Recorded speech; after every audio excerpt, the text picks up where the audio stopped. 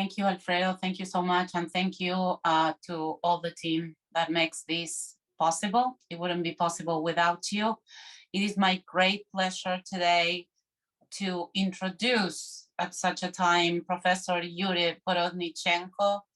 He's a professor of economics at UC Berkeley and holds the inaugural Quantich, if I'm pronouncing correctly, it's not my field, presidential chairs in economics that supports leading scholars specializing in finance and macroeconomics, but also in strategic initiatives that advance education and address critical social issues. He's a visiting scholar at the Federal Reserve Bank of San Francisco, a faculty research associate at the National Bureau of Economic Research. So many things, teaching awards, a long list of publications, editor of many journals, and also he is the founder of Vox Ukraine, that it's a blog that addressing Ukraine issues at the crossroads of economics, politics, and morals.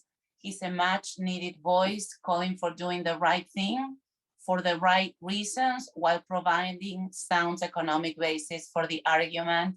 It is my great pleasure to have you here, Yuriy. Thank you very much. It's a great honor to be here. So Ukraine is in everybody's minds and hearts, and I hope we can do justice to the complexity of the situation without eclipsing the moral issue that we're facing, in the world today.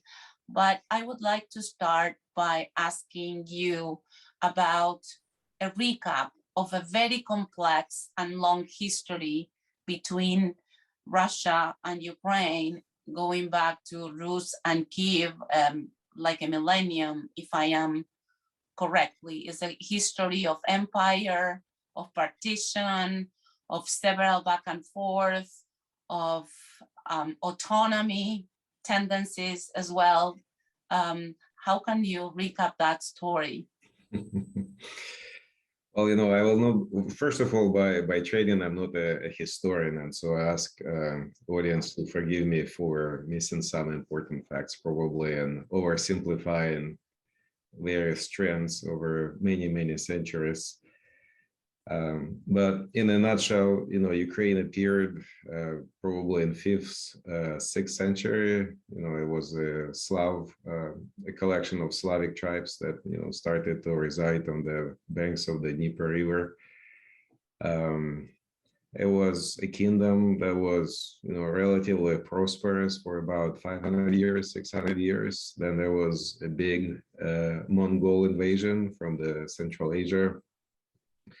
And so that was a very big blow to the development of Rus. This is how this kingdom was called. Many people fled the steppe, think about this as something like prairies. In Ukraine, north, in the forested areas, this is where the Mongols couldn't really operate. And roughly in the 12th, 11th century, this is when cities like Moscow started to appear. So, for example, if you compare the history of the city of Moscow and the city of Kiev, Kiev was founded maybe like 600 years before Moscow, 700 years before Moscow. Anyway, so the Mongol invasion, that was kind of a very unfortunate event in many ways, but it also had a very long-lasting effect on the institutional design of what later emerged in Russia. So it was very highly centralized government. You have to have a Tsar, very few freedoms, if you will. While Ukraine was this gray area, this transition zone for many years. And so this allowed, experimentation with different forms of institutions. Literally some form of democracy emerged in Ukraine much, much earlier than in Russia. And, because Ukraine was in this transition zone, it was the gates of Europe, kind of who controls Ukraine was changing over time. It was it's hard to believe this now, but Lithuania used to be, used to control a huge chunk of Ukraine. Now Lithuania is a small Baltic country, but it used to be a very, very big kingdom. And so Ukraine was split between Poland, Lithuania, Russia in various stages. In the 1600s, there was a big war between Ukraine and various powers. At the time, Ukraine wanted to have some type of independence. That war led to some successes, a brief period of independence. But, as a part of that war, Ukraine had a military alliance with Russia for the first time when it was formally recognized as, look, we have a Ukrainian state, we have a Russian state. And unfortunately, since then, we never had really, how shall I call it, stable, friendly relationship all the time.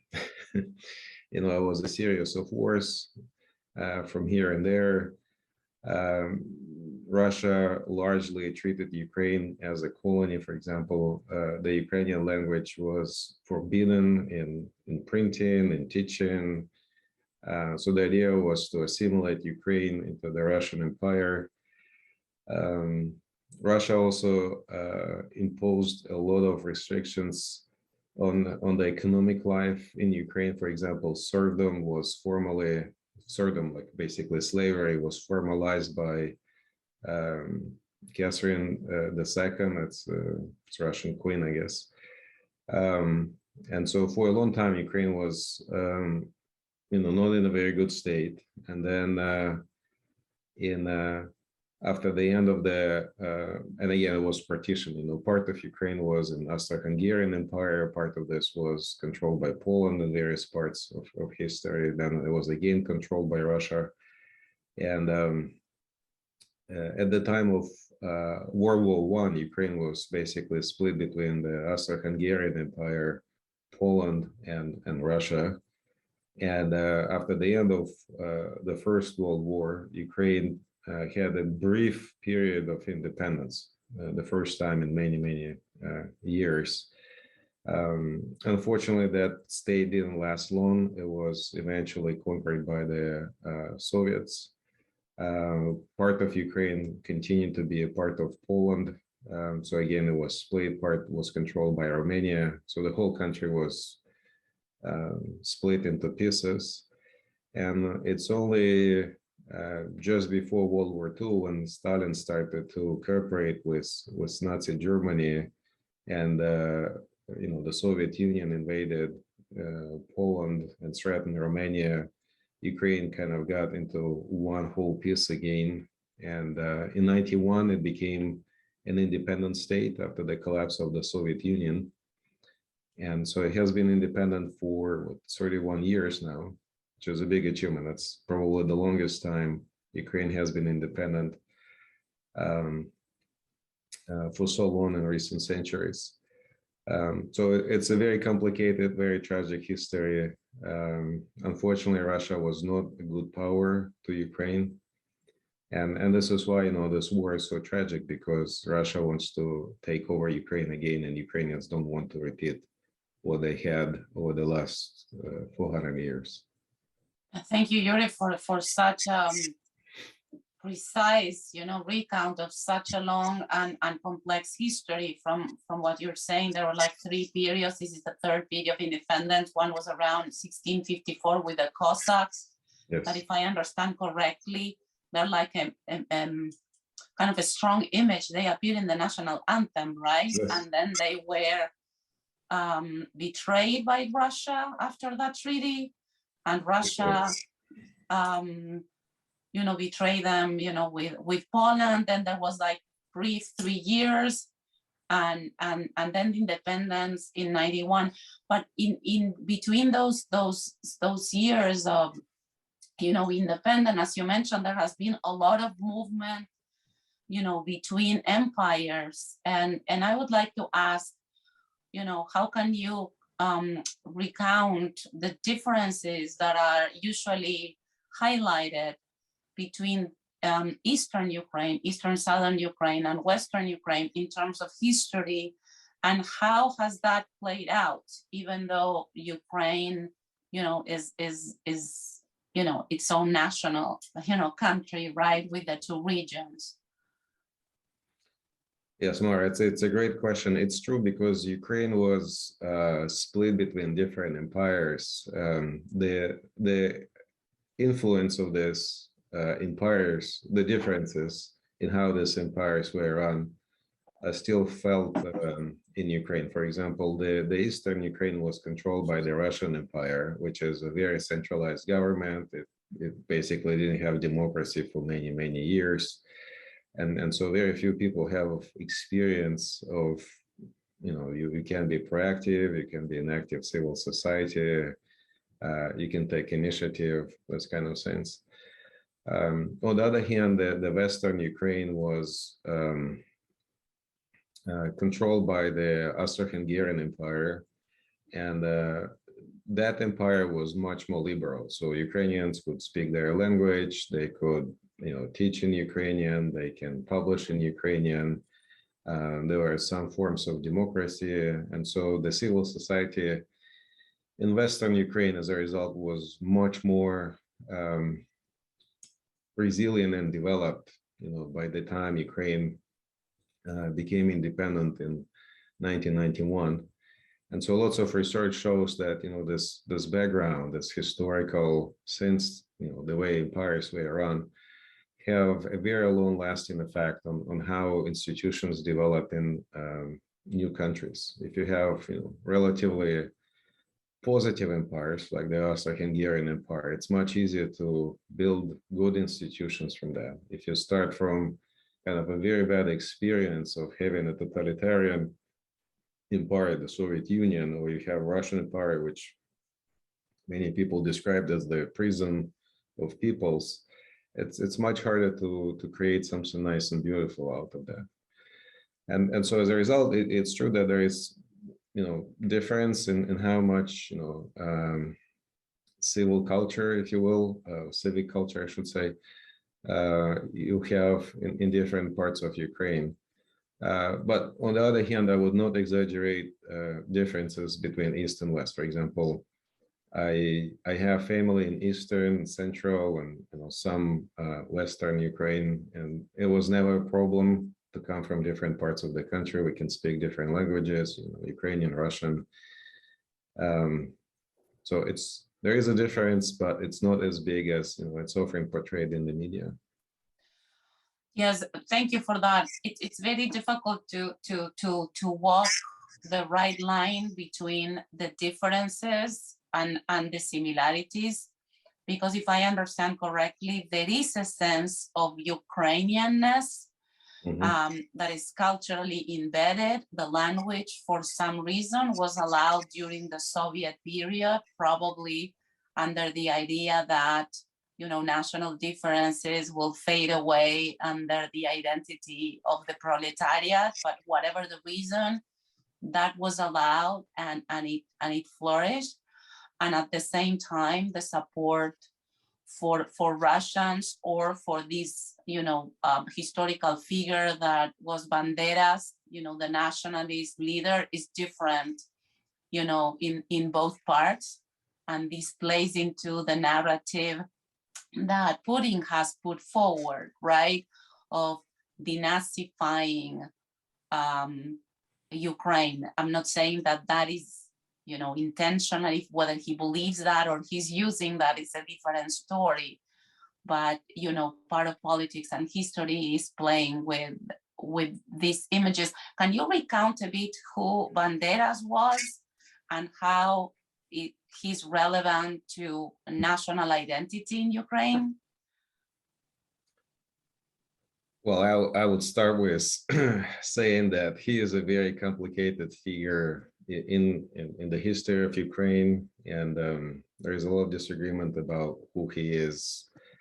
And part of the not problem, but reason why it's so complicated is because the history of Ukraine is extremely complicated. Imagine you are divided between two empires and you want to have an independent state. you have to choose sides sometimes. And so if you want to defeat the Soviet Union, whose side you're going to be on, or if you want to defend or defeat, Nazi Germany, you have to side, with somebody else, and this has to be the Soviet Union. And so you have to choose between two evil empires, and none of those choices is very pretty. And Bandera was fighting, Soviets, then he was fighting Nazis, then he was fighting Soviets again. We have examples like this in other countries. For example, Army Krajowa was a similar movement in Poland. It was fighting Nazis, it was fighting Soviets. And, for us, it's kind of hard, maybe not so hard now in retrospect to say, well, it was a bad idea to side with, certain people. But in real time, when you have to make desperate choices, we have to kind of put ourselves in the shoes of these people and say, okay, here's your objective. This is what you can do. And then, people make some very difficult choices. Yes, that's a good recount. I mean, as I understood, Banderas is like the enemy of my enemy can be my friend. And it was instrumentalized, at the time. But, as Ukraine has such a complex history of contradictions, it was also in the more diverse also part of Ukraine, where a lot of the multilingual life had been kind of drained by pogroms, probably. But it was, the part closer to the West, right? And which doesn't mean that exists and justify an invasion by any means. But I want to recount a little bit of that history. Mara, just to clarify, there are lots of examples during World War II, at least, when people were fighting on different sides. Like there was a Russian general, Vlasov, who was, a Soviet general. Then he was fighting on the German side because he saw that, the idea is you have to liberate Russia from the Soviet influence. I'm not going to judge those people. I'm not a historian. I don't know enough to say this. This is just to say that this was like super tragic, and people were forced to take sides. As you said, enemy of my enemy is my friend. Yeah, thank you. Yeah, thank you for that comment. I don't want this, history. I'm trying to put together, some pieces because this has been discussed, and interestingly enough, Putin has had a record of both being very determined about his intentions in Ukraine. This is not new. For over 10, 15 years, there were references to Ukraine already in 2012 about the link between Ukraine and and Nazis, basically, when he inaugurated the Museum of Jewish History in Moscow. And he's kind of philo-Semitic, and at the same time, he's violating international law. He has a particular kind of line of nationalism that includes the squashing, right, of Ukraine. But he was very cautious with Belarus. Why do you think, such a shocking full-on invasion on Ukraine by Putin? Well, Mara, again, the history of Eastern Europe is super complicated. You have World War I, then you have the Great Famine, then you have purges, then you have World War II, then you have another famine, you have deportations of people. Timothy Snyder has a great book called Bloodlands, and it just tells you that the history of the 20th century in Belarus, Ukraine is tragic, and it's literally millions and millions of people who died in these catastrophes. Now, why is it Ukraine and not Belarus? Belarus was run by one person for more than 20 years, Alexander Lukashenko. He is a dictator. He purges, any kind of opposition. Lots of people left the country. So in many ways, he is similar to Putin. And one dictator can talk to another dictator. Maybe they like each other. I don't know. But in any case, Belarus was not a threat to Russia because it was not really a functioning democracy. Ukraine is a different matter because despite all the limitations and constraints and sometimes bad choices that the Ukrainians made since independence in 1991, it was a free country. It was a functioning democracy. And there was a sense that Ukraine is going to give an example to the Russians that, look, you don't have to have a Tsar or a super central government or any kind of dictatorship to become a successful country. And so I think since independence, many people in Russia had this belief that Ukraine is an artificial state, from day one. There were always questions about, why Crimea is in Ukraine. And there are all sorts of stories that somehow Khrushchev gave Ukraine as a gift, gave Crimea to Ukraine as a gift. It's not true. It was not a gift. It was an economic decision. And in the Soviet Union, this is just how since we operated.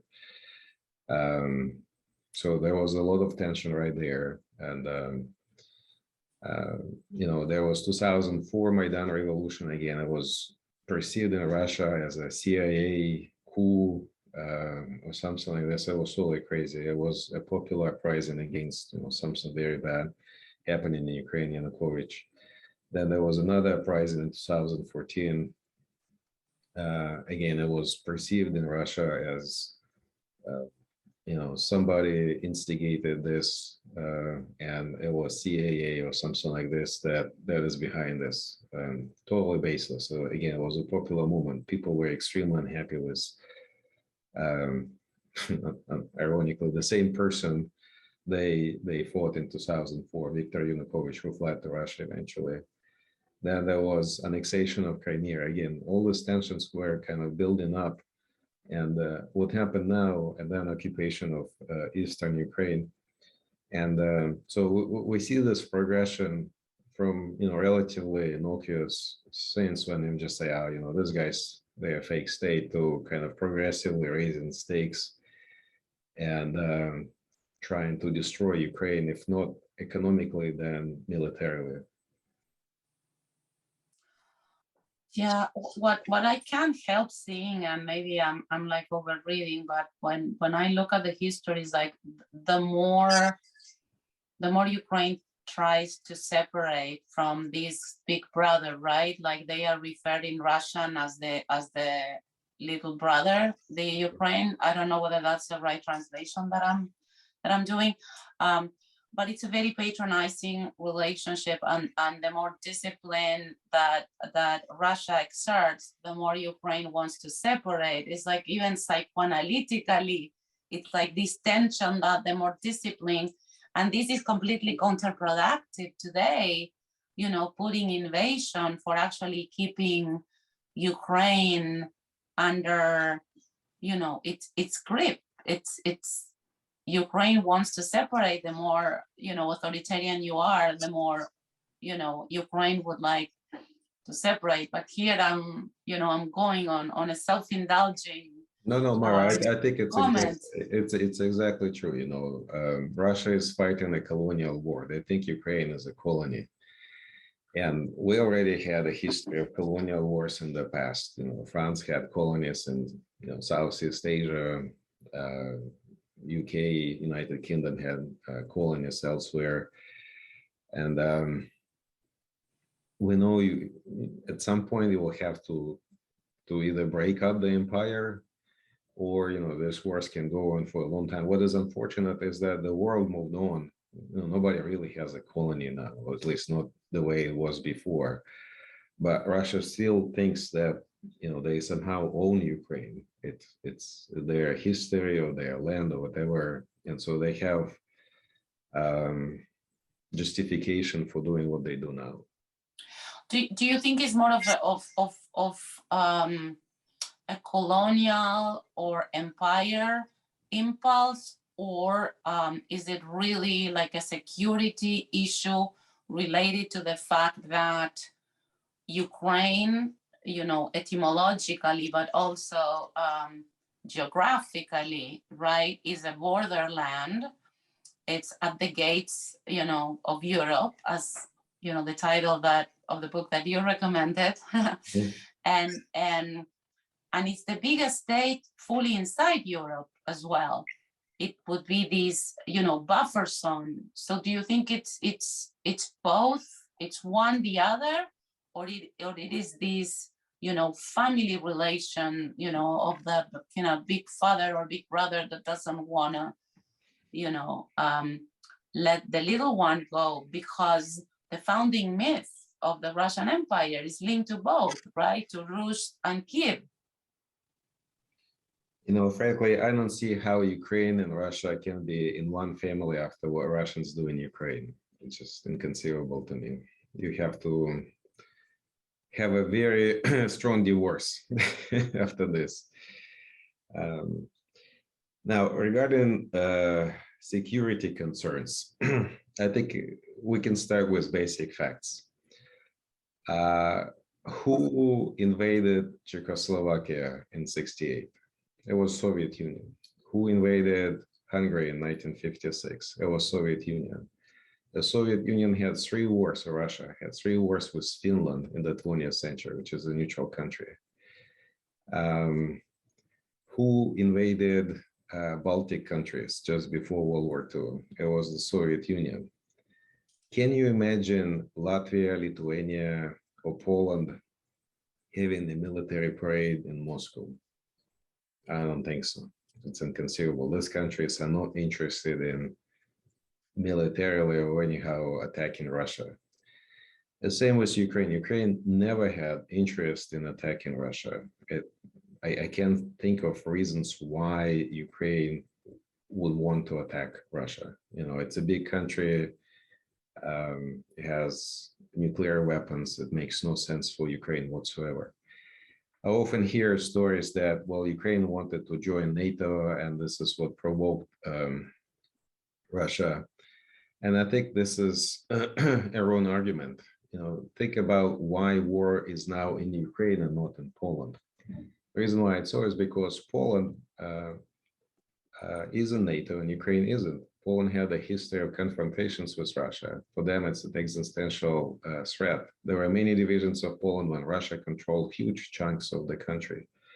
The same with Hungary. The reason why they want to be in NATO is because they're afraid that Russians will again invade the country and kind of create something bad in these countries.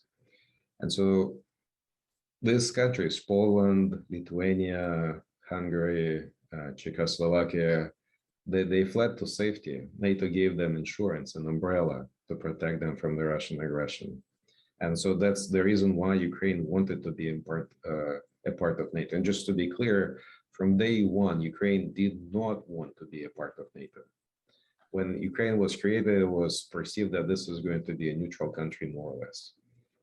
But if you see this aggression, if you have your territory annexed, right? So if Crimea is annexed, you understand that this is existential threat, and so you have to join some military alliance to make sure that this is not going to happen in the future. So Ukraine wanted to do this, not because it wanted to threaten Russia. No, it wanted to run away from Russia to make sure that it has protection from this big neighbor. Paradoxically, all the moves by Russia on Ukraine, 2004, 2013, 14, the annexation of Crimea have pushed, Ukraine closer to want to be, a member of NATO for protection. I can't but think we were commenting on this, prior to the opening the session today, March 24th is the anniversary of the military coup in Argentina 26 years ago. And after that, there was a commission who investigated the crimes, and the report was called Never Again. Mm-hmm. And I was thinking about the Never Again, today, and we thought that after World War II, there was not going to be, such a thing. And this is what, we are facing. Of course, Ukrainians are facing it and are living it in their skin. And those who care about it, feel it in our hearts. So this is a test to the international system. You've written extensively, about it. It's a test to the morality of the international system. Could you elaborate on that? Yes, it's a great question, a very complicated question, and it's also a question that can be at least partially answered if we look at the history of Europe. There was something like United Nations before World War II. After World War I, President Wilson wanted to create an organization, an international organization that is going to make sure that huge wars can't happen again. This organization was called the League of Nations. And this organization failed miserably in preventing another world war. Why? Well, it did nothing to stop Hitler. It did nothing to stop the militaristic Japan. It didn't do anything when the Soviet Union invaded Finland. And so once you have this progression when you have one country invading another one, and there is really no punishment for that. It invites more aggression, and so not surprisingly that we had all these regimes in Europe, including Hitler, that was asking, well, give me just a little bit more and I'll stop there. This policy of appeasement was a terrible decision. And unfortunately, this is what we see here in Ukraine. Putin annexed Crimea in 2014, nothing happened. He invaded Georgia in 2008, nothing happened. He was doing horrible things in Syria. There were, red lines here and there. He crossed them, nothing really happened. And so obviously he felt that he can do whatever he wants, and there is very little punishment for that. And maybe he was surprised to see the reaction of the free world when he actually started an aggressive war in Ukraine. He thought it's going to be an easy, small win in the war, so to say, to raise his prestige in Russia, and nobody will lift a finger to protect Ukraine. And well, Ukraine is fighting, so that was one big miscalculation for them. There's some reaction from the international community, but it's also very clear that United Nations, for example, appears to be unable to do anything. Right. So if you have a permanent member of the Security Council in the United Nations with nuclear weapons attacking another country, this is not a functioning organization. You can have General Assembly, making, various, statements and so on, but you have to have hard power to support peace, to protect peace. And unfortunately, this is not happening. This is why I'm so worried that this war in Ukraine, if Ukraine does not defeat Russia, this war will spill over to many other countries. Like, Putin will invade another country, will stop him. Yeah. So, sorry, no, I didn't mean to interrupt. No, I wanted to retake that history that you're mentioning, because what you're saying is that Putin is pushing the limit. It tried with Chechnya already, nothing happened. It didn't have international support.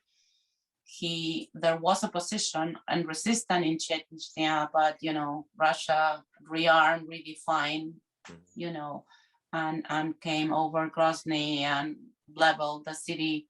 And then in Ukraine, in Crimea, and the international community hasn't done anything. And we are now at a juncture, right, in which the order after World War II has been completely violated, and the international community doesn't seem to gather moral and economic strength actually to set limits. And it seems that those who defy a system beyond its limits proved to encounter no limits by the system, right?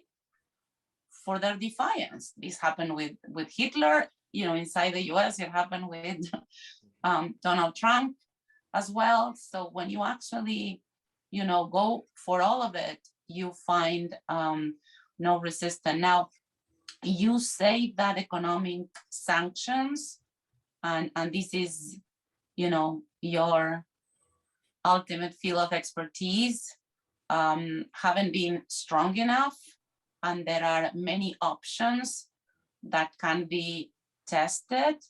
If I read you correctly, that there is no long-term danger for weaning from dependency of oil. And if I read you correctly also, there's an opportunity for alternative sources of energy, right?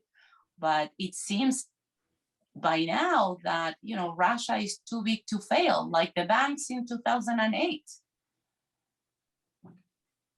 Well, Maura, something has to be done. I think there is a growing appreciation in the West that this is not acceptable. You can't destroy cities, capture countries. This is outrageous. And there is a growing sense that, Putin is not going to stop there. If he's doing this slaughter in Ukraine, then what prevents him from attacking another country?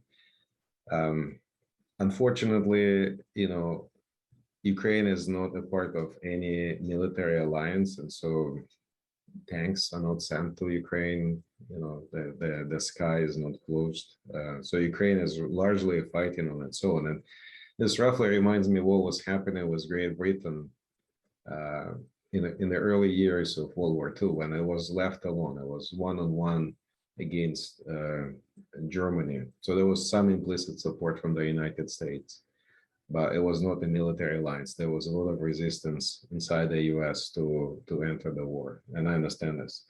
And so people try to come up then with, substitutes. How can you punish Russia and support Ukraine? And economic sanctions is one way to do this. You basically try to send a signal that all you do is wrong, and you have to pay a price for doing this wrong things.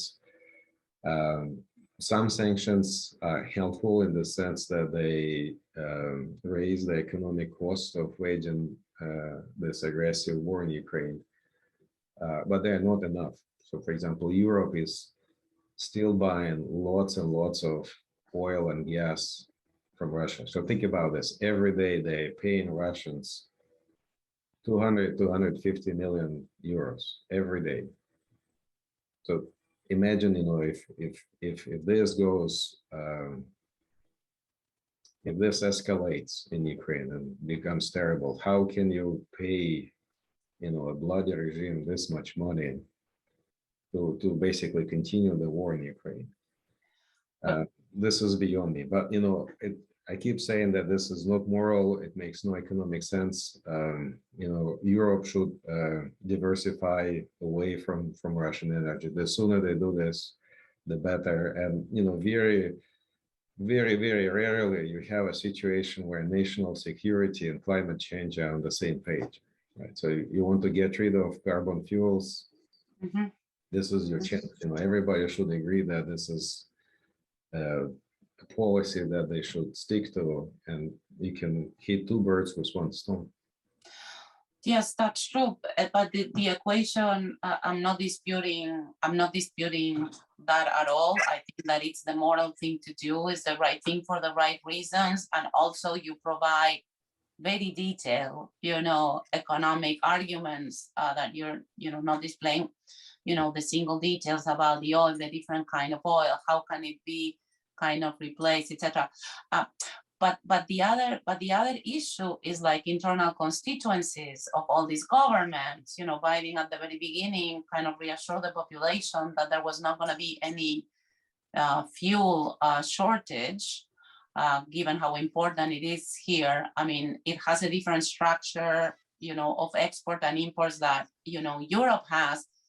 but this is a big issue for, internal constituencies. Now the public opinion seems to be changing in these countries and seeing the intervention, with positive eyes. What do you think about that? So various polls in Europe suggest that the vast majority of people support cutting off Russian energy. So the public is on board with this. They're willing to sacrifice for Ukraine, and I think it's very generous. It's a good thing to do.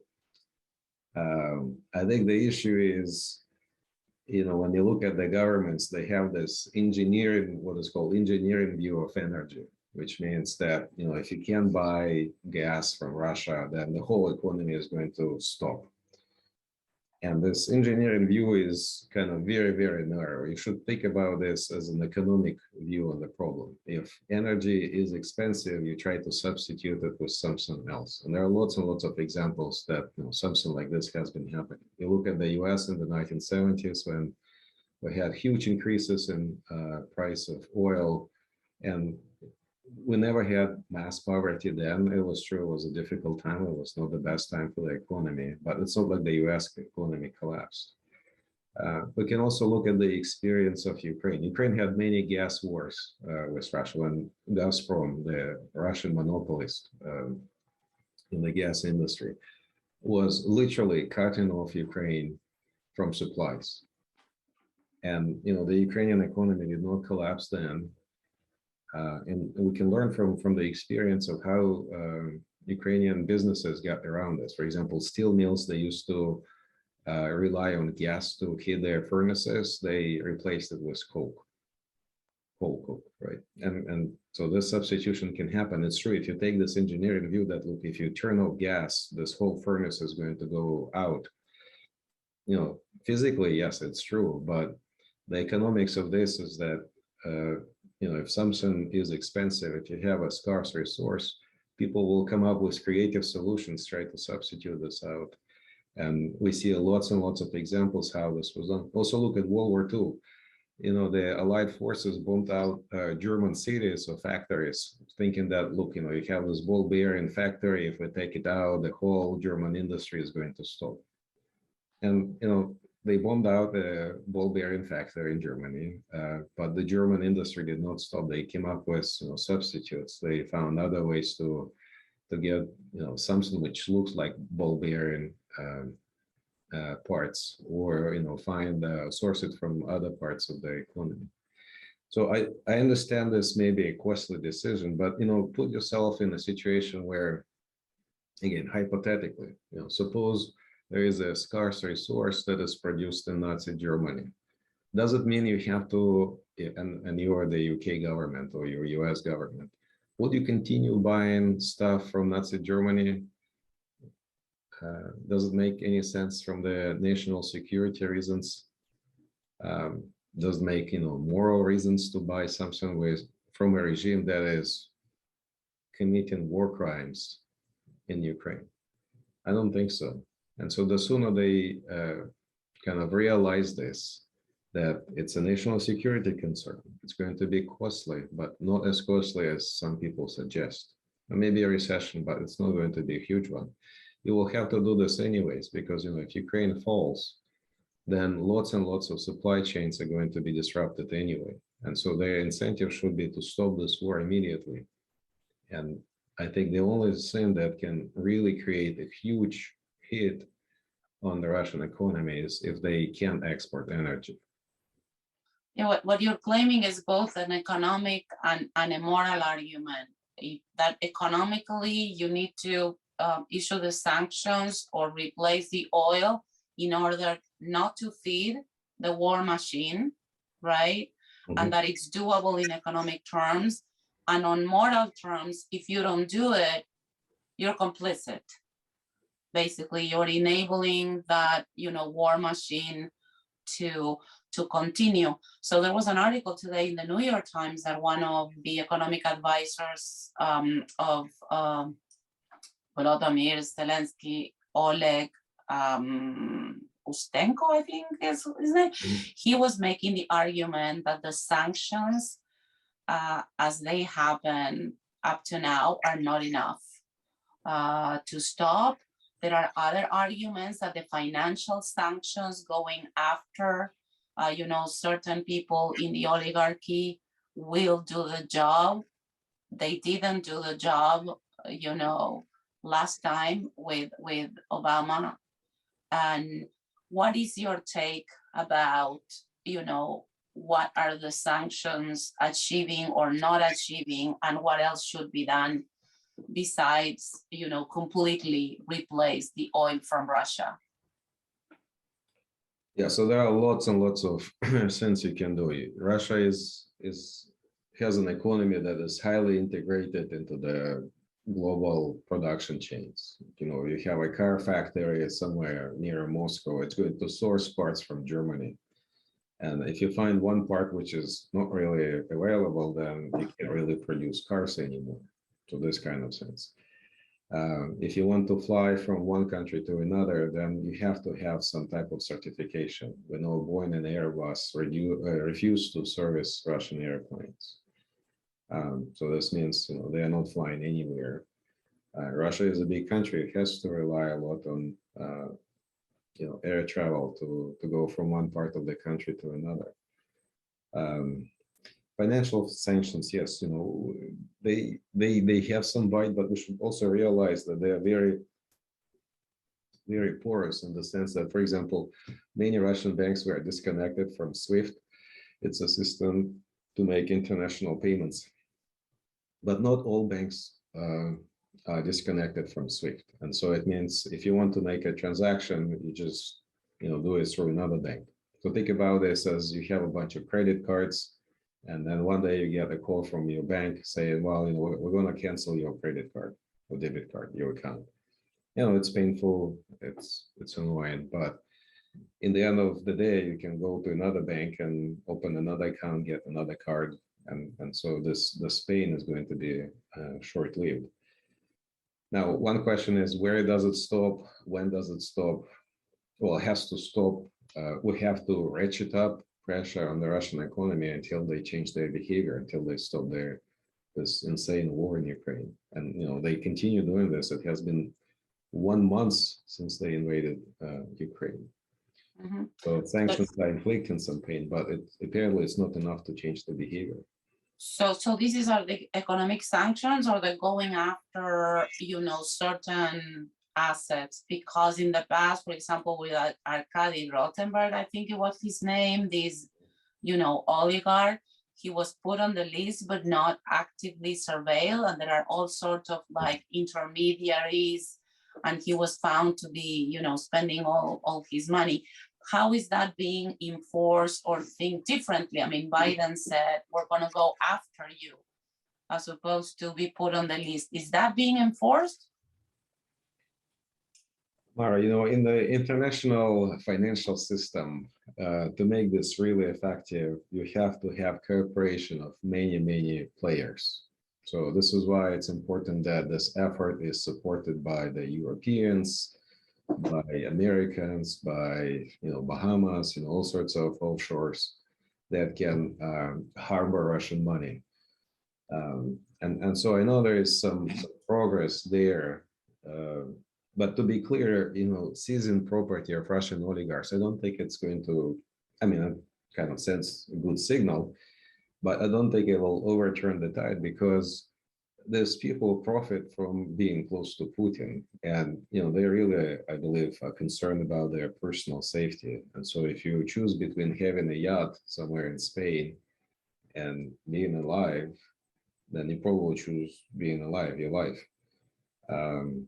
So I don't think sanctions on oligarchs alone will be enough. It has to go much, much deeper to make sure that there is a critical mass of people unhappy with Putin's regime, so that these people can voice their discontent and change their behavior.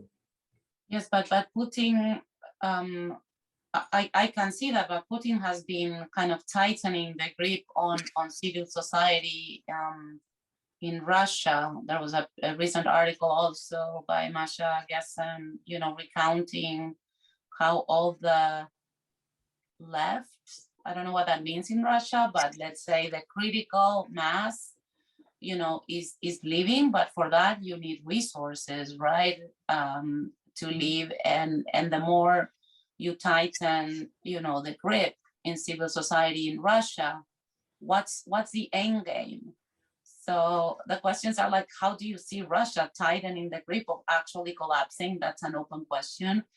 And on Russia, and I know it's 150 million people. So, but another question is also, if I may, at this juncture with the Russia invasion in Ukraine, you seem to have like very strange bedfellows in Ukraine, nationalists and liberals that are coinciding in fighting against the aggressor for different reasons, maybe some overlapping reasons. How do you see those two groups in the aftermath of the war building Ukraine? Right. That's a difficult one, I know. Great questions. I would start with the first one, which is about, okay, you have lots of people and you control media even more. I was born in the Soviet Union. I had one TV channel. That was my source of information. And this was, what Russia has now is very different. You have internet, you have many channels, you can have satellite TV, and there are many ways we can receive information. Now, when you look at the experience of the Soviet Union, they had a very unpopular war in Afghanistan. 15,000 people were killed, many injured. This created a lot of discontent in the Soviet society that, look, something is happening. We don't understand why we are fighting this war in Afghanistan. And to be clear, the grip of the state on the media, on the ideology was much bigger than it is now.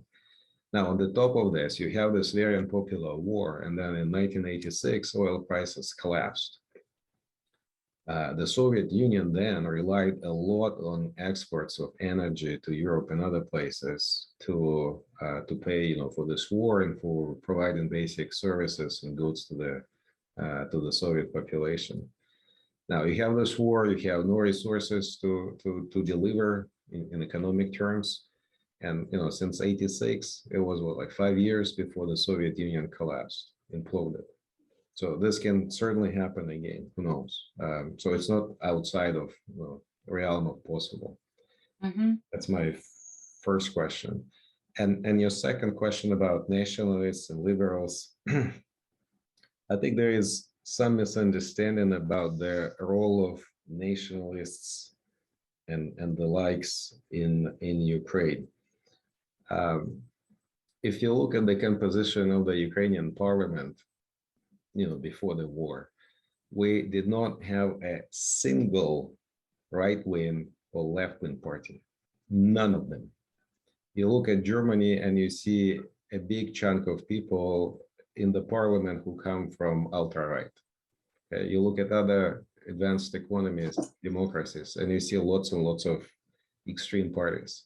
Ukraine did not have any party in the parliament that was extreme.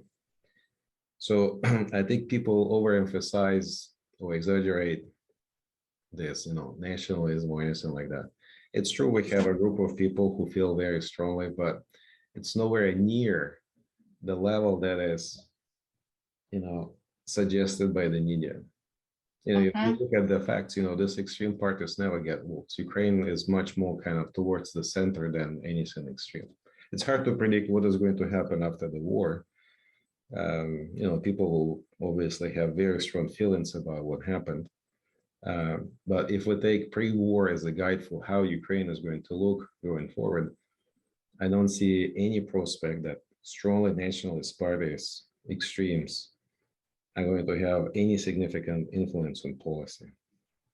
That's a great qualifying point, because we shouldn't forget that Ukraine has Jewish of Jewish origin, depending on, how it's placed by different, people, president, and whether that was the defining factor in electing him, or whether the defining factor was that he was outside the political establishment and he was a comedian. The fact is that Ukraine elected, a Jewish president in a country who expelled, and killed 1.5 million Jews, right? Where only 50,000 remain. So this is what makes it so surreal when Putin and his henchmen say we want to denazify Ukraine. How can you denazify a country where the president is a Jew? And it also tells you something about how tolerant people are to different ethnic groups. Our Minister of Internal Affairs is Armenian. We had lots of people from Georgia. So minorities have issues and problems in all countries, but Ukraine is like a normal country in many ways. This people are allowed to be in the government. People vote for them. As you said, our president is a Jewish. He's a comedian too. I don't know why the proportion that mattered here, but in any case, he was the only head of state outside Israel who was a Jew, right? So it tells you something. Yes, that's a great point, and in inviting, in inviting the questions, there are many. I want to go back to the meaning of Ukraine, the borderland, the edge, and this seems to be, an edge, a juncture as well, right, of the international system and where we stand vis-a-vis international violations to human rights, or whether we favor the economy or whatever instrumental, interests we may have. It's borderland also in that way, in many senses. I have a lot of more questions, but I am going to be fair with the audience who has a lot of questions as well. And I thank you, for your insights. Let me go and look at the chat that you can also see, and we'll take them, if I can. I cannot. Okay. So Robert Tolan is asking, you mentioned about, you talk about Russian and Ukrainian. How similar are the two languages, and what are their respective origins? Right. So, the two languages are in the same linguistic group. There are obviously many connections. But if you look at the objective metrics of how similar these languages are, the shared vocabulary is about 60, maybe 65%. So you roughly understand what is going on. So if somebody talks to me in Russian and I don't know Russian, I will roughly understand what this person is trying to tell me. But it's not going to be a good conversation.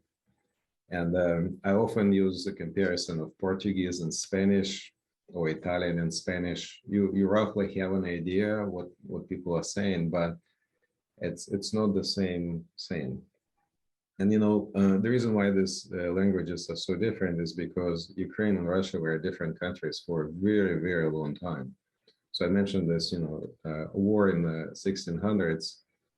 By then, Ukraine was, living a separate life from Russia. And so we know that the more territories stay apart, the more divergences we have in terms of culture, language,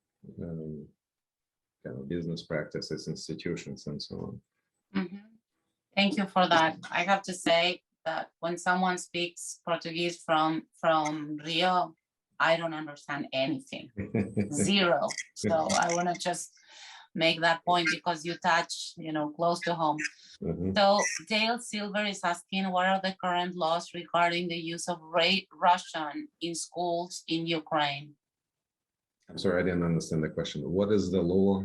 What are the current laws regarding the use of Russian in schools in Ukraine?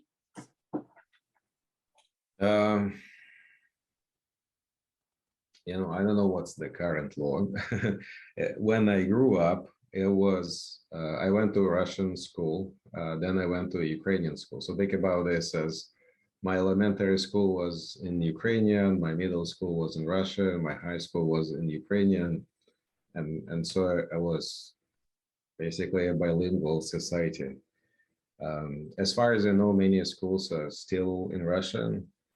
And I think it's roughly the local communities who decide which schools they want to have.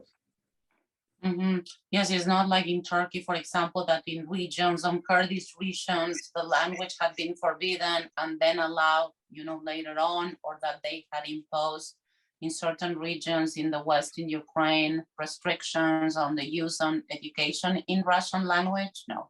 I don't think Okay. so. Look, you can go in the streets of Kiev and you can talk any language you want. This is the tragic thing about this. You look at cities like Kharkiv or Mariupol, they're Russian-speaking cities and they're being leveled by the Russians.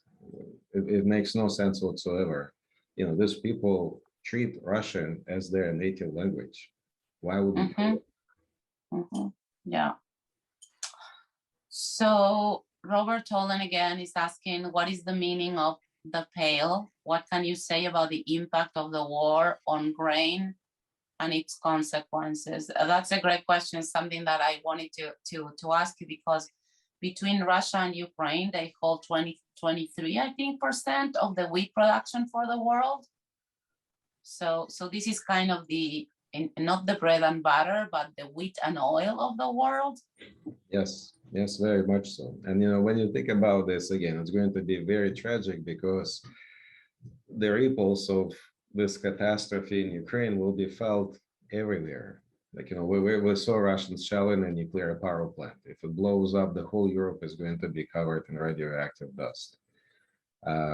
If Ukraine can plant wheat, if it cannot harvest wheat, if it cannot transport wheat, it means this breadbasket is not going to be available for the rest of the world. And various estimates suggest that people in Africa or in Asia that depend on exports of grain from Ukraine may face serious problems, if not hunger, then shortages of food. And this is another reason why the pressure on Russia has to be very, very high now. It means the growing season, it means for the next year you have nothing. If you destroy ports, like the port of Odessa, if you destroy the port of Mykolaiv or Mariupol, this is very bad because even if you produce this grain, you can't transport it anywhere. You have to use maritime shipment for that.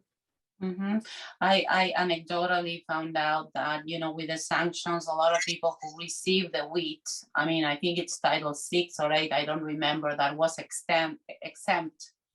Agriculture was exempt for the sanctions, but Lebanon, who has great bread, buys 50% of its wheat from Ukraine.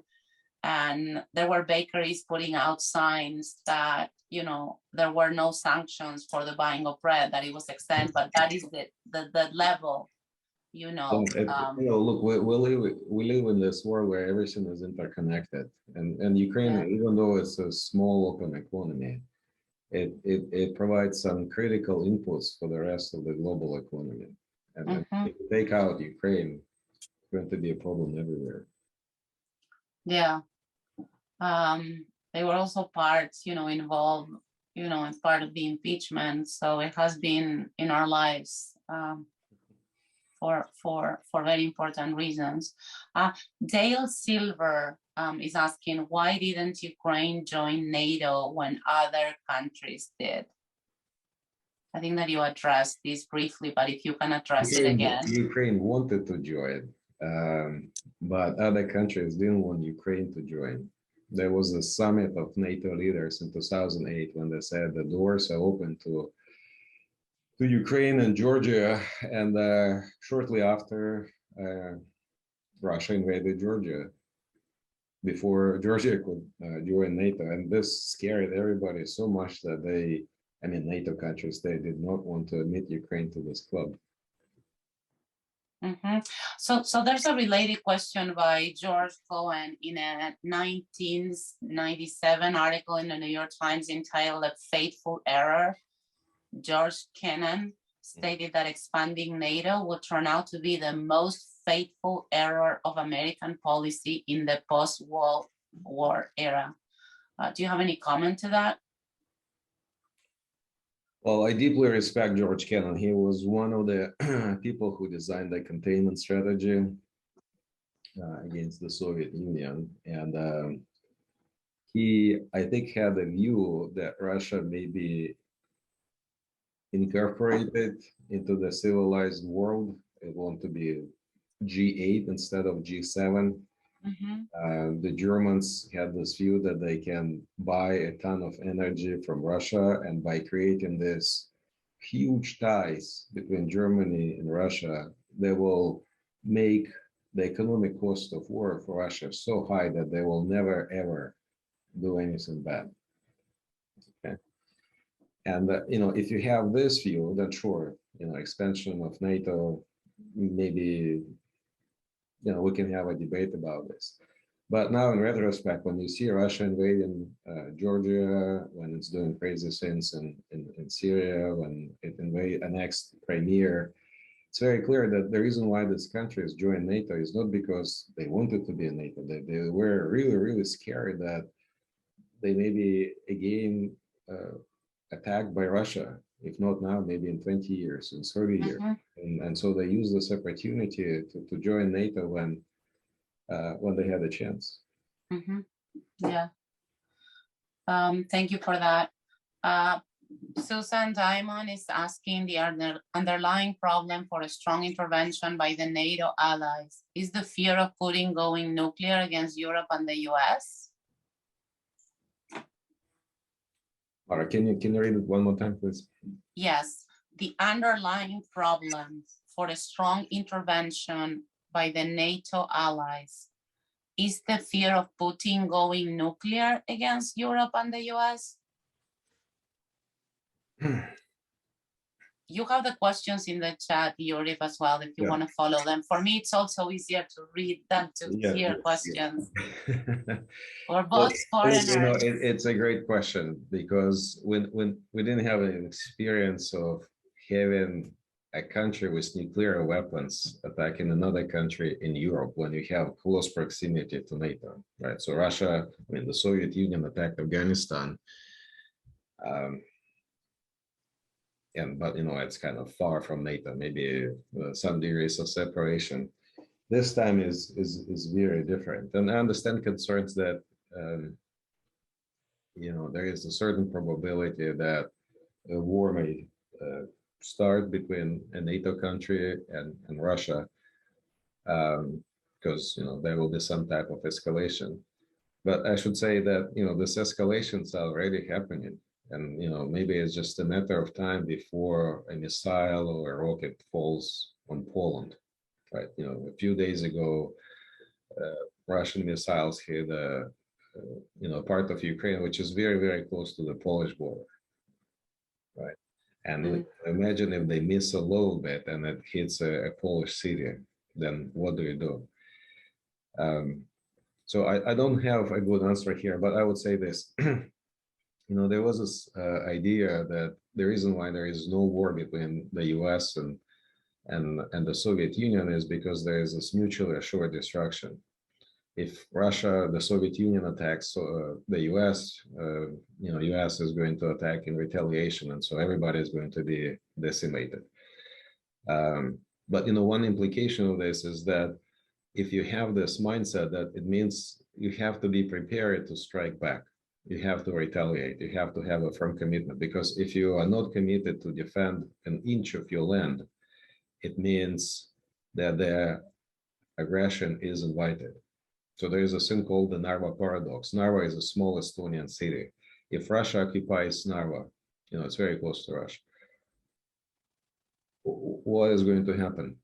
Do we know for sure that Article 5 in NATO is going to be activated and there will be a war between Russia and NATO? I don't know. Suppose, there is an explosion of a nuclear power plant and the radioactive cloud covers NATO countries. These clouds, they don't differentiate between, Poland and Ukraine. It can be anywhere, right? Wherever wind is blowing. Is this an attack on a NATO country? I don't know. So, but, we're kind of in this gray zone where everybody is testing the limits of what the other party can do. And I was very disappointed when NATO countries said, well, we're not going to do X ante. I don't think it's a good strategy. You should never, ever say this. From the basic game theory, you should not roll out your responses ex ante. You should say everything is on the table. And this is going to de-escalate the situation. When you say, I'm not going to do something, imagine like, you have a house and on the fence you write, if you try to rob me, I'm not going to call police. Is this going to invite, robbers into your house, or is this going to keep them away? It will invite them to invade your house. And so saying, I will not do X is creating problems. Yeah, I mean, it's just always, it goes back, I agree. It goes back to my point that those who play within the system have no tools to address those who just blow the system and play outside the system, because you're not playing by the same rules. As obvious as that is. So let me continue with the tons of questions. So I want to do justice. So I'm going to combine two comments, one by Dale Silver, another by Susan Diamond. Dale is saying, Pew survey show Ukraine one of the lowest anti-Semitism of any country, only 5%, whereas other European countries have much more. And Susan is saying the anti-Semitism in the Ukrainian cities at the turn of the century and pogroms in the shtetls, the small towns, were huge. Jews had to leave or be murdered. Pogroms are the murder of innocent people. And as I was saying before, there was a huge Jewish population in Ukraine of 1.5 million, and it was reduced to 50,000.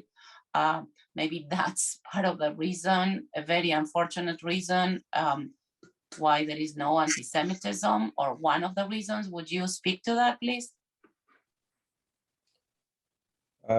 In Europe, unfortunately, you have very complicated histories of oppression, killing whole peoples. Again, I want to make reference to this book by Timothy Snyder, The Bloodlands. There was so much suffering, so much death in Ukraine. It was an all-out war, like everybody against everybody. And I don't want to defend pogroms. It was terrible. But Ukraine made a lot of progress since then. The president is a Jew, so it's totally fine. Many people in the government have some Jewish origin. There was, a year before the war, the prime minister is a Jew. His last name is Groisman. Then you have Zelensky as the president. It was the only country in the world outside Israel where the top two people in the country are Jews. I don't think we have 50,000 Jews. We have many more. But as I said, the Ukrainian society is much more tolerant than many people think. There is always a group of people with extreme views everywhere, but in Ukraine, it's not a government policy. Yes. There's also the fact that there were 1.5 million Jews that were either murdered or pogromed or less. Yeah, but I want to make clear that this is not Ukrainians who did this. Today, yes. It was Nazi Germany. And then again, going back to the ethnic diversity, for example, we hear all this really heartbreaking stories about the city of Mariupol. It's in the southeast of Ukraine. It has a giant Greek community there. The Greek ambassador was in Mariupol trying to save people. The Minister of Foreign Affairs of Greece said, like, I personally want to drive uh, a truck or a bus to rescue these people. And it's a highly diverse country. It's not just Ukrainians or Russians. There are Bulgarians, there are Greeks, there are Tatars, there are Jewish, there are Hungarians, lots and lots of people, and we never had any ethnic cleansing or anything like this in recent history, at least. Mm-hmm. Yes, I appreciate that comment. I also wanted to do justice to the comments by Susan, who recounts in the chat. Everyone can see, her family, Jewish family, was coming from different parts of Ukraine and Lithuania. So I want to move to Cliff Deck's comment for Europe, and in particular Germany. And Yuriy, you can follow this on the chat. To reduce its import of oil and gas from Russia in a time frame that could matter to the war in Ukraine requires that very large alternative sources be available. Mm-hmm. The obvious alternative is oil and gas from the Middle East or the US. What can be done to induce these producers to dramatically increase production? This is an excellent question.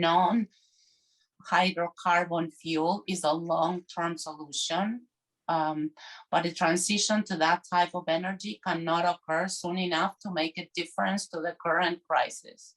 Unfortunately, Germany, which is most dependent on Russian energy sources, shut down its significant nuclear electricity capacity several years ago. Excellent question. All excellent, but this one is I would say this, the decision to shut down nuclear energy in retrospect looks very, very, very bad. I'm not an expert on environment or how you should generate electricity, but you look at France and their electricity is 70% of it is coming from nuclear power plants. Now, how we can increase the supply of gas and oil from other sources?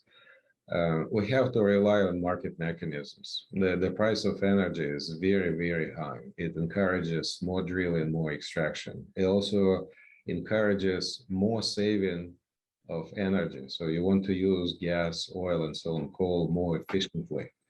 So this is going to accelerate decarbonization. We want to make this transition as fast as possible. I agree with you that if Germany lays out a 5-year plan to decarbonize or reduce its reliance on Russian energy, it's not going to be very helpful. And unfortunately, this is what is happening in Germany now. They say, look, over time we will come up with some ideas how we can do this. The sanctions have to be front-loaded. We have to have an effect now when the destiny of Ukraine and the global order really is now in the balance. Can Germany survive in the short run if it cuts off energy? Again, there is some discussion that this is going to be mass poverty. I don't think it's going to be mass poverty. Businesses are highly creative. They come up with substitution. If something is inefficient, it should be produced elsewhere. Like, why do we need a fertilizer produced in Germany with the Russian natural gas? In principle, we can import fertilizer from other countries where gas is cheaper, for example, from the US. Mm-hmm. So if we want to make it work, we have to trust that we have market economy, that these things are going to be relocated. We also have price signals telling us that we should conserve energy, so that's good. And, probably we can also use some government support to make sure that whatever disruptions we have in the economy, they stay localized in certain pockets, so we don't have some second round effects or third round effects. Mm-hmm. And again, you look at COVID, we know how to do it, so it can be done. Mm-hmm. That's a very good. Thank for sharing that. That's a very good. thing to, By the way, to I keep want in. to remind that it sounds like we have really high oil prices now, but if you adjust for inflation, what we have today is only a half of the level of oil prices we had in 2008. Mhm. That's an excellent point. That, well, I didn't know that. I mean, I'm no economist by any means, but it's so important to get this information and put it into perspective, because psychologically the issue of gas and inflation plays such a big role, right, in this society, in particular, besides fact. So George Cohen is asking, the concept of mutual assured destruction as a deterrent assumes rational behavior on both parties. Is Putin rational, which is what has been in the mind of everybody? So I've heard many people saying, I don't know whether my thoughts about Putin were wrong or whether he changed. I mean, Masha Gessen has her own idea about how Putin, is. What are your thoughts?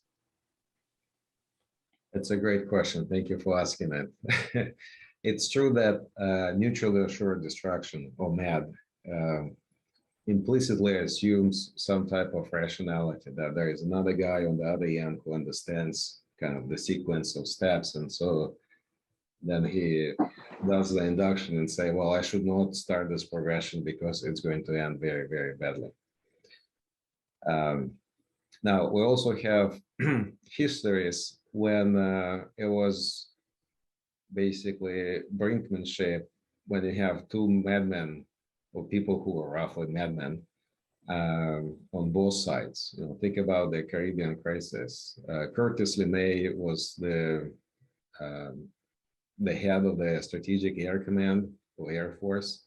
He had very strong views. They wanted to bomb Cuba. And, on the other side, we have Nikita Khrushchev, who was doing crazy stuff. And so it was a competition, who is going to be crazier. I don't want us to be in that equilibrium. But, if you cave in to a crazy person, then you're already lost, because you can then give up, Poland, you can give up Germany, they don't have nuclear weapons. Why will you fight over Germany if you face a risk of Armageddon with Russia? Now, having said that, I don't think Putin is willing to die. When you look at this images or videos of his meetings with other people, we have this giant table where he sits away from people, and the distance is like 20 feet, 30 feet, I don't know.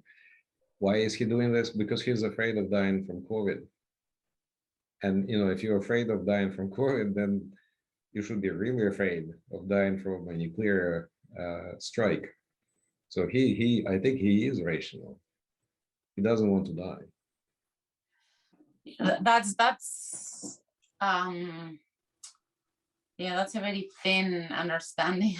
I'm not saying I'm not you a psychologist, of rationality, right? It's basically he's so megalomaniac. You're saying that, the only idea that would stop him is like his own death, basically, but he has no qualms in going after Chechnya, Ukraine, Crimea, Ukraine again. Yeah, Mara, if we cave in, if there is a bully and we don't stand up, it means the demands are going to be going up and up and up and up, and so he can't really stop. So we have to stand up with this, and accept the risk that something like this can happen.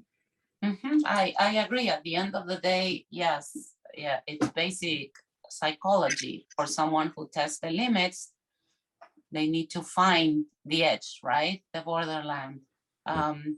So Meryl Gordon is asking, in view of Russia's history of invading sovereign countries, your thoughts that Ukraine, unlike the US, seem not prepared for the severity of the initial attack. What are your thoughts about that? Well, I think everybody wants peace, and with this mindset, it's easy to overlook dangerous trends. In Ukraine, after the annexation of Crimea in 2014, there was a very clear sense that this is existential threat. We have to be prepared. And so Ukraine was spending 5% of its GDP on security. Mm-hmm. Ukraine was much more prepared. Now, when you look at countries like Germany, which didn't invest significant amount of money in its armed forces, they're utterly unprepared. Ukraine destroyed more Russian tanks than German army has now. Okay? So German army cannot resist the Russian attack. Ukraine has resisted, successfully. So there was some degree of preparation. I think you can never prepare for this kind of war. Nobody saw that he is crazy enough to do this, or he will risk, this kind of confrontation. In retrospect, we say, how you could not have seen that. And this raises a number of questions. Why Germany is so reliant on Russian energy? Didn't they see what Putin was doing? And many people in Germany reevaluate the legacy of Merkel. Was she a successful chancellor, or was she like Neville Chamberlain? Somebody who appeased Hitler. And I think we will also have a very deep look into the U.S. policy. Why there was no pushback when Putin invaded Georgia, when he bombed out Syria, when he annexed Crimea, when he poisoned people in the United Kingdom with Novichok, this nerve agent. So we'll have to re-examine a lot of stuff. Yeah, there is this unwillingness to see the signs sometimes, because we don't want to kind of project what could happen, but the testing of the limit of the border was already present in Putin. So this is kind of, it's a human tragedy, but a big also metaphor because of the name of Ukraine. It keeps on coming to my mind, testing the limit, the border, the edge, up to which someone blowing the international. This is a test for all of us. This is not just a test for Ukraine. It's also no, of course not. Yeah, the national security system. If this can happen in Europe, it means it can happen anywhere. Exactly. Yes, I agree. There's only last comment. Debbie Nosowski, he's saying Timothy Snyder for Bloodlands, the book that you mentioned earlier. Yuriy, if you have a closing comment that you want to make. Well, first of all, I want to thank everybody who came to this conversation. I think it's important to get facts straight, to have this conversation, and also appreciate the gravity of what is happening in Ukraine. It's not about, Ukraine is in the headlines, but I think everybody should understand that we're living in a year which has an eerie resemblance of 1938, 1939, when the world is in the balance. We can have another world war, or we can stop the aggression and kind of have some peaceful, lasting peace for years to come. So this is a really, really important moment in history. Yes, I agree. And if you want to share with the audience any foundation or place where people can donate, contribute, organization doing important groundwork in Ukraine, please, if you share it with me, I'll share it with everybody. And also your blog, I will share it. And I want to thank you because I stole the picture behind me from one of your blog posts. So that's you, and that represents Ukraine. And the flag, the blue sky, and the fields. And this is a beautiful picture.